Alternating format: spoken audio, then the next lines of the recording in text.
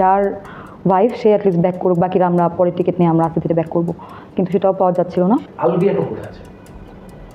আলভি আমার রিজিকে হাত দিছে, কিন্তু মানুষ আমার যে রুটি রুজি, হ্যাঁ আমি কিন্তু আর কিছু করি না। নেপাল থেকে আপনি কবে ব্যাক করেন? যেদিন এই ইনসিডেন্টটা হয় ওই দিন আমরা টিকিট খুঁজতেছিলাম, বাট ওই মোমেন্টেই আমরা টিকিট পাচ্ছিলাম না। অনেকে বলতেছে যে নেপাল থেকে বাংলাদেশে আসতে বেশি সময় লাগে, সময় বেশি লাগে না, কিন্তু অ্যাটলিস্ট একটা টিকিট লাগে, হ্যাঁ প্লেনে একটা সিট লাগে, তো সেটা পেতে তো হয়, সেটা পাওয়া যাচ্ছিল না। এবং একটা টিকিটও খোঁজা হয়েছে যে অ্যাটলিস্ট আলভি যার ওয়াইফ সে অ্যাটলিস্ট ব্যাক করুক, বাকিরা আমরা পরের টিকিট নিয়ে আমরা আস্তে ধীরে ব্যাক করবো, কিন্তু সেটাও পাওয়া যাচ্ছিল না। পরে ওই দিন তো আসলে ব্যাক করা যায় নাই।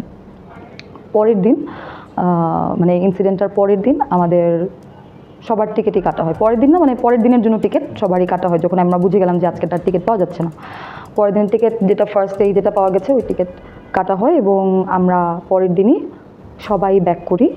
এবং আলভিরও ব্যাক করার কথা ছিল, ও বোর্ডিং নেওয়া মানে যে প্রসেস থাকে এরপর এগুলো করা হয়েছিল, বাট লাস্ট মোমেন্টে কিছু ইনফরমেশন আসার কারণে আর আসে না। বাট আমরা টিমের বাকিরা যারা ছিলাম, মানে আমরা বাংলাদেশ থেকে বাকিরা যারা আর ছিলাম সবাই আমরা পরের দিন ব্যাক করেছিলাম। এটা একটা জায়গায় দেখলাম একজন ভুল ইনফরমেশন দিয়েছে, মেবি আমার একটা অডিও আজকে রিলিজ হয়েছে, আমি গতকাল বলেছিলাম, দেখে অনেকে ভাবতেছে আমি 2 তারিখে রিটার্ন করেছি। 2 তারিখে না, আমি 1 তারিখে রিটার্ন করেছি। আচ্ছা, আলভি এখন কোথায় আছে? আলভি এক্স্যাক্টলি এখন কোথায় আছে সেটা আমি জানি না। আমি ওকে লাস্ট নেপাল থেকে বিদায় নিয়ে আমরা বের হয়েছি। আলভির সাথে লাস্ট আপনার কখন কথা হয়েছে? আলভির সাথে আমার লাস্ট কথা হয়েছে যখন আমরা বিদায় নিচ্ছি, বা ওই মানে এয়ারপোর্টে। তারপর কোনো যোগাযোগ হয়নি? না। আচ্ছা, যখন শুনেছেন যে এরকম একটা ঘটনা আপনিও জড়িয়ে গেছেন, তখন কি একবার ভয় লাগেনি বাংলাদেশে আসতে? আমি তো কোনো অপরাধ করি নাই, আমি তো কাউকে গিয়ে মেরে ফেলি নাই। একটা মানুষ নিজে আত্মহত্যা করেছে, তার অনেক কষ্ট, অনেক দুঃখ, অনেক কিছু আছে, আই অ্যাডমিট, আমি মানলাম। সে জীবনে আর সহ্য করতে পারছিল না, অনেক কষ্ট নিয়ে সে পৃথিবী থেকে চলে গেছে, আমি সবই মানলাম। বাট আমি তো তাকে গিয়ে মারি নাই, এবং আমি তাকে মানে থাকে না যে তোমার জামাইকে ছাড়ো, তোমার জামাইকে আমি বিয়ে করবো, যেগুলো কথা মানুষ বলতেছে, বা তিথি প্রেগনেন্ট, তিথি আর আলু বিয়ে করছে, এগুলো তো কোনোটাই সত্য না, বা আমি তো ওকে গিয়ে এগুলো বলি নাই। তো আমার তো এখানে কোনো দোষ নাই, আমি কেন মানে ভয় পাবো আসতে?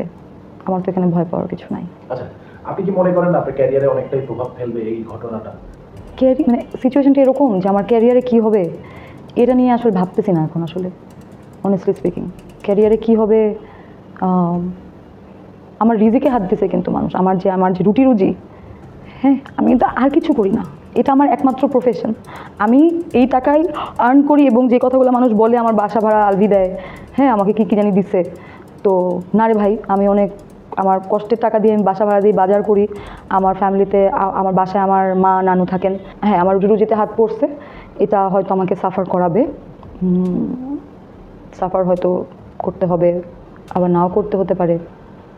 কারণ কাছের মানুষ যারা অনেকে কাজের জন্য ডেট চায় বা কাজের জন্য কল করে, কাউকেই তো দেখি নাই যে, খুব কম মানুষকে দেখেছি আসলে পাশে দাঁড়াতে। অনেকে হয়তো ভয় পাচ্ছে যে এখন আমার পাশে দাঁড়ালে পরে ফেসে না যায়, কেউ হয়তো আড়ালে সাপোর্ট করছে, হ্যাঁ দূর থেকে বলছে যে তোমার সাথে আছি, তোমার পাশে আছে, তুমি ভেঙে পড়ো না, তোমাকে আমরা চিনি, ওই বিষয়টা আছে। বাকি ক্যারিয়ারে কী হবে জানি না।